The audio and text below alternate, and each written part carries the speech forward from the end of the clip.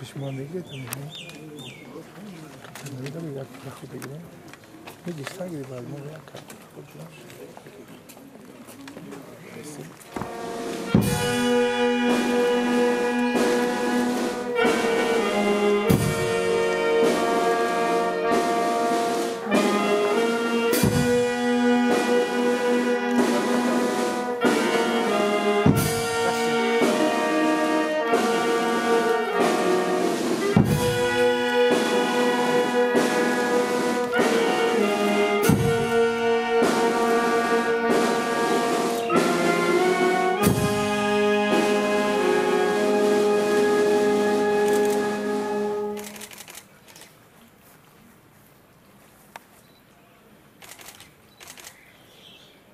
کاپیتان ابراهیم فروغ معاون کماندیر اوید و قسم تکنیکی و اسلحه جنگی قسم حربی سپاه نوردو میباشد که روز 8 آگوست سال 19 هنگام سوختار در کوچه حوزه بلند شهر کنیبودم و بام بینای آتش گرفته برآمده برای نجات نابالغ معیوب که در داخل خانه بود سعی و تلاش نمود.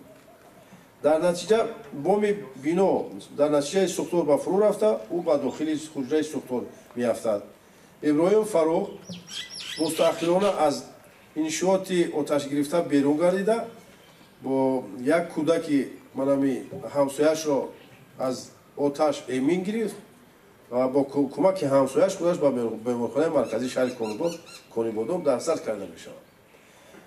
لیکن طبق خلاصه متخصصان 85% بدن ابراهیموف سوخته متاسفانه در نتیجه جراحت‌های زیاد جسمانی از سوختار گرفته باش روز 12 آگوست سال 19 در بیمارخانه مرکزی شهر کنیبودم وفات کرد. کاپیتان ابراهیموف با این عملش نمونه عالی صفت انسانی و افسری را نشان داد.